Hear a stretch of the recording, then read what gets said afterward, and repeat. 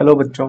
हमने सुबह अभी मैथ्स का पेपर सॉल्व किया था, तो वहां पर हमने ऑब्जेक्टिव क्वेश्चंस कर लिए थे। अब उसके ए पार्ट के सारे क्वेश्चंस रह गए थे, अब उसको देख लेते हैं। सबसे पहले आते हैं ऑब्जेक्टिव का रिवाइज कर लेते हैं। फर्स्ट का ए सही था हमारा। सॉल्यूशन जस्ट पिछले वीडियो में हम लोग देख चुके हैं। अब इसके बाद आते हैं क्वेश्चन नंबर 2 पर। क्वेश्चन नंबर 2 में था हमारे पास, जिसमें एक्स की वैल्यू आ रही थी कितनी, -2। फिर आ रहा था हमारे पास एंगल 90 डिग्री। फिर आ रहा था 5/6 26 सही है, और एक्स की वैल्यू आ रही थी 4। नेक्स्ट क्वेश्चन पे आते हैं। नेक्स्ट क्वेश्चन भी हम लोग जल्दी से देख लेते हैं। इसमें हमारे पास था 3/2। ये 2/3 गलत लगा के आया है, और ये 308 then cos square theta then 2/2। Next 25 then 6, और ये रहा मीन 4 एंड 84। नेक्स्ट पे आते हैं, तब हमारे पास ये बी ऑप्शन। तो हमारे पास ए सेक्शन तक कंप्लीट हो चुका था, सारे एमसीक्यूज हो चुके हैं। अब आते हैं हम नेक्स्ट पार्ट पे, क्वेश्चन नंबर 2 पर, जहां पर है हमारे पास find the value of a if x minus a factor of the polynomial this one. तो अगर हम इसको सॉल्व करने के लिए देखते हैं, तो सबसे पहले अगर हम वैल्यू यहीं से सॉल्व करके देख लेते हैं। अगर ये लिखा हुआ है 3x³ plus x² minus x minus 81, और ये इसके फैक्टर होगा तो रिमाइंडर होगा 0, और x की वैल्यू हम पुट करेंगे a। x की जगह पर a पुट करेंगे तो हो जाएगा 3a³ plus a² minus a multiply by a minus 81 is equals to 0। और यहाँ से अगर हम देखते हैं तो हमारे पास a² और a² कैंसिल आउट हो जाएगा, और 3a³ की वैल्यू हो जाएगी 81, और यहाँ से a³ हो जाएगा हमारे पास 27। 3 डिवाइड में आकर डिवाइड कर देगा, और a की वैल्यू आ जाएगी हमारे पास √27, और ये क्यूब में होगा, तो ये हमारे पास a की वैल्यू आ रही है 3। ये हो गया हमारा क्वेश्चन, क्योंकि 3 का मल्टीप्लीकेशन अगर सॉल्व करने के आएंगे तो इसके 3 इसके फैक्टर बनेंगे 3 × 3 × 3, और जब बाहर लेंगे तो सिर्फ आएगा 3। यहाँ से हमारे पास ये सेक्शन हो गया। अब इसके बाद आते हैं हम इसके नेक्स्ट वाले क्वेश्चन पे। ऐसा ही क्वेश्चन हमको एक देखने को मिला था, जो था हमारे पास एमसीक्यूज में, सेम वैसे ही क्वेश्चन है, और ज़्यादा प्रॉब्लम नहीं क्रिएट करनी चाहिए थी। फिर भी एक बार क्वेश्चन देख लेते हैं। सबसे पहले क्वेश्चन में दे रखी है हमारे पास p की वैल्यू दे रखी है हमारे पास, सॉरी एक minute.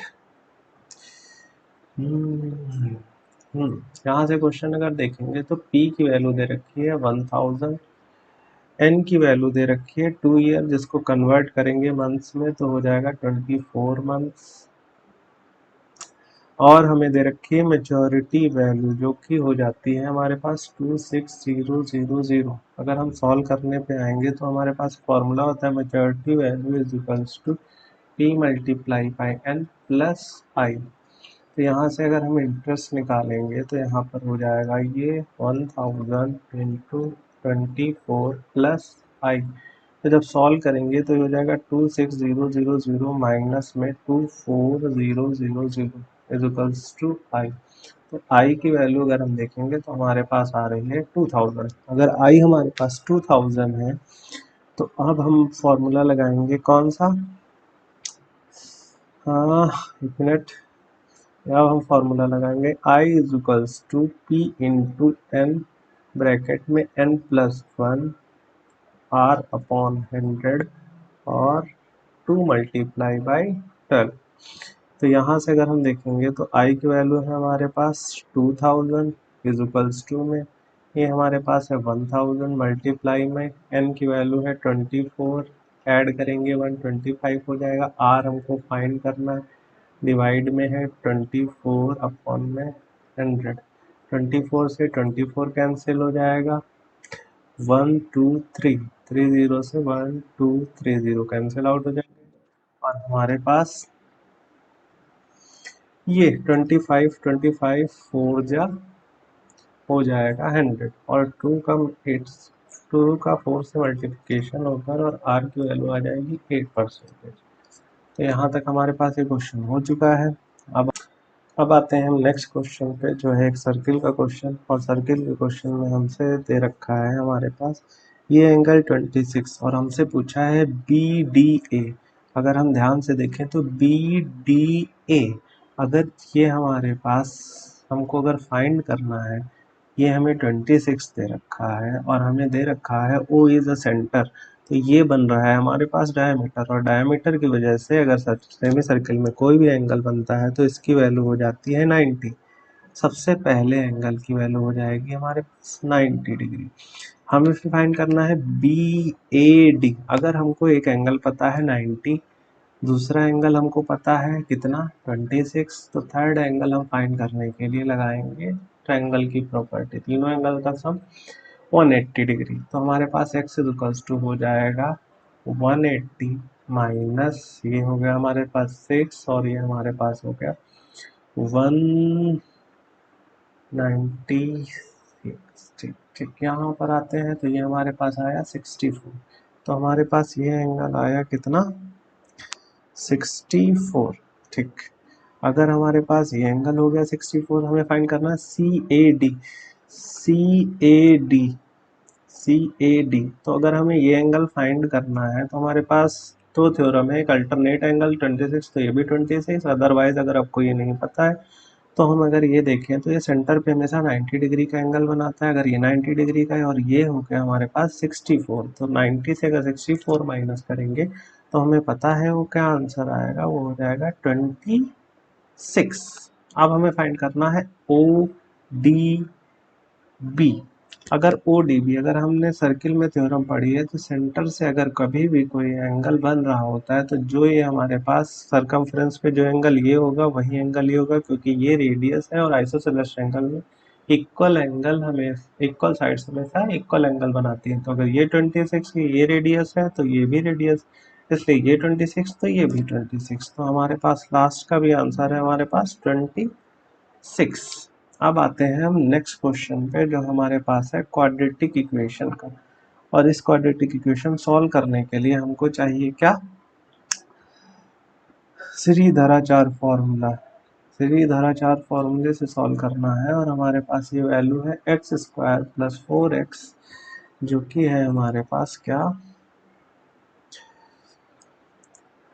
x² plus 4x minus 8 is equals to 0। तो फॉर्मूला होता है x is equals to minus b plus minus under root b² minus 4ac upon में 2a।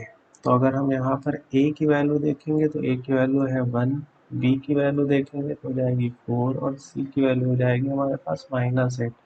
तो अगर हम वैल्यू रखें इस इक्वेशन में तो b की जगह हो गया हमारे पास -4 plus minus under root b² का मतलब हो गया हमारे पास 16। और जब ये 16 हो गया तो हमारे पास -4, a की वैल्यू 1, c की वैल्यू -8 और अपॉन में 2 इंटू 1। सॉल्व करते हैं तो ये हो गया हमारे पास -4 प्लस माइनस अंडर रूट 16 और 8 टू जा 16 और 16 को अगर ऐड करते हैं तो 16 अपॉन में 2। तो ये हमारे पास हो गया कितना -4 प्लस 16 से अगर बाहर ले लें हम तो 4 हो जाएगा और अंडर रूट में बचेगा सिर्फ 2। और यहाँ से अगर हम 4 कॉमन ले लेते हैं तो यहाँ पे बचेगा माइनस का 1 और ये प्लस माइनस √2 अपॉन में 2। और इसको सॉल्व करते ही हमारे पास ये आ जाता है हमारे पास वैल्यू 2। तो अगर यहाँ से हम देखते हैं तो ये हो जाएगा हमारे पास -2 प्लस माइनस 2√2। और सबको पता है कि अगर हम एक बार ये लेंगे -2 प्लस 2 और ये हो जाएगा 1.414। तो यहाँ से अगर सॉल्व करें तो ये हो गया -2 प्लस 4 2 या 8 1 या 2 और 8.2। इसको सब्सट्रैक्ट करने पे हमारा पास आ जाएगा 0.828 और अगर यहीं पर हम इसमें माइनस की वैल्यू ले लेते हैं तो ये हो जाएगा हमारे पास मल्टीप्लाई 1.414 और जिसको ऐड करने पे आ जाएगा हमारे पास 2 माइनस का 4.828। तो हमारे पास इस क्वेश्चन का आंसर हो गया 4.28 और यहाँ पर हमारे दो आंसर निकल कर आ रहे हैं। एक निकल के आ रहा है 4.828 माइनस का और एक आ रहा है प्लस का 0.828। हमारे दोनों आंसर आ रहे हैं। अब नेक्स्ट क्वेश्चन पे आते हैं।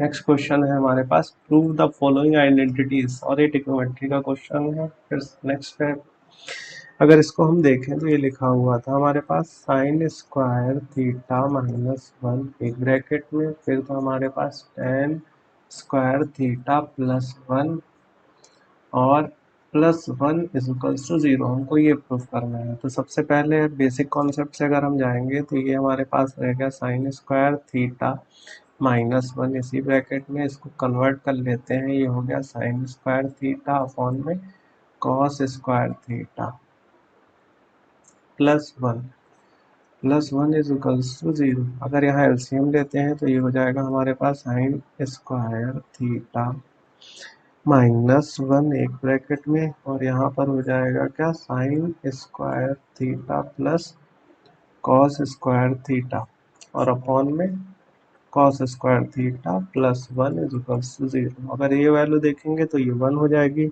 और इस वैल्यू को अगर हम देखेंगे तो ये हमारे पास आ चुकी है sine square theta minus 1 upon में क्या cos square theta plus 1 is equals to 0। अगर हम यहाँ देखें तो ये साइन स्क्वायर थीटा को ही हम -1 को लिख सकते हैं। अगर हम माइनस कॉमन ले लें तो हो जाएगा 1 माइनस साइन स्क्वायर थीटा और ये हो जाएगा हमारे पास cos square theta is plus 1 is equals to 0। अगर ये हमारे पास वैल्यू हो जाएगी माइनस का कॉस स्क्वायर थीटा आइडेंटिटी है, सबको पता है, और प्लस 1 इज इक्वल्स टू 0। तो ये कॉस से ये कॉस स्क्वायर कैंसिल और यहाँ पे -1 plus 1 is equals to 0। 0 is equals to 0 hence proved. ये हमारे पास ट्रिग्नोमेट्री का क्वेश्चन था। अब आते हैं हम अपने लास्ट क्वेश्चन पे जो है हमारे पास सेक्शन ए का ग्राफ का क्वेश्चन। और इस ग्राफ को क्वेश्चन करने के लिए हमको एक ग्राफ चाहिए होगा। तो सबसे पहले इंपोर्ट करते हैं। नेक्स्ट क्वेश्चन रिफ्लेक्शन का है, जहाँ पर हम देखते हैं कि हमारे पास एक ग्राफ लेना है हमको और ग्राफ कर लेने के बाद उसमें A B C point mark करने हैं, फिर रिफ्लेक्शन कराना है। तो अगर हम नेक्स्ट एक ग्राफ लेते हैं और यहाँ पर ग्राफ में जो हमारे पास पॉइंट दे रखे हैं उनको हम मार्क कर लेते हैं। तो हमें दे रखा है ए की वैल्यू 0, यहाँ पर अगर हम देखेंगे ये वैल्यू जो हमारे पास लिखी हुई आ रही है ये वैल्यू है हमारे पास ए। इसकी वैल्यू क्या दे रखी है, ए की वैल्यू 0,4। अगर हमारे पास ये हो गया पॉइंट ए, बी हमारा 1,1 है जो कहीं यहीं पर होगा, ये हो गया हमारे पास बी। सी हमारे पास होगा 4,0। ये 3 पॉइंट हो गए। अब हमें रिफ्लेक्ट कराना है। सबसे पहले जो क्वेश्चन में कहा जाए वो करते जाते हैं। Reflect A on be on the x axis. अगर ए एक्स एक्सिस से रिफ्लेक्ट करेंगे तो ये यहाँ पर आएगा बी का रिफ्लेक्शन और ये आएगा हमारे पास इस जगह पर। अगर इसको हम देखेंगे तो हो जाएगा 0,-4 और ये हो जाएगा 1 प्लस का 1, -1। अगर हम इनके नाम लिखेंगे तो ये हमारे पास क्या हो जाएंगे, ई और डी। ये हमारे पास ई है और ये है डी। ये हमारे पास सी था, ये ई है और ये डी है। अब इसके बाद आते हैं रिफ्लेक्शन कराना है किसका, हमें बी का ओरिजिन से रिफ्लेक्शन करा के अगर हम देखते हैं तो हमें कहीं यहाँ मिलेगा। जब ओरिजिन से रिफ्लेक्शन हो जाएगा तब यहाँ पे इसको नाम देंगे हम एफ। अगर ये एफ है, बी और सी को अब कराना है वाई एक्सिस के, तो बी और सी को, अगर बी को हम रिफ्लेक्ट करा रहे हैं तो यहाँ पर मिलेगा और सी को रिफ्लेक्ट करा रहे हैं तो यहाँ पे मिलेगा। जो हमारे पास नाम है उस हम नाम लिख देते हैं। बी का नाम होना है एच यहाँ पर रिफ्लेक्शन के बाद और यहाँ होना है जी। तो अब यहाँ से जो कहा गया है वो कर देते हैं, ए से बी देन बी से सी, बी से सी, सी से डी, अरे हट जाओ तुम, सी से डी, देन डी से ई, ई से एफ, एफ से जी, जी से एच, एंड देन वापस। तो ये हमारे पास कुछ स्टार जैसा बन के आ रहा है, ऐसा ऐसा ऐसा ऐसा ऐसा ऐसा ऐसा और ऐसा। ठीक, तो हमारे पास ये पार्ट अब पूरा कंप्लीट हो गया है। अब हम पढ़ेंगे सेक्शन बी पे, जो हमारे पास क्या है, ठीक, 40 मार्क्स का क्वेश्चन, जो नेक्स्ट वीडियो में डिस्कस करें। अगर अच्छा लगा तो सब्सक्राइब करें। Thank you. Oh shit.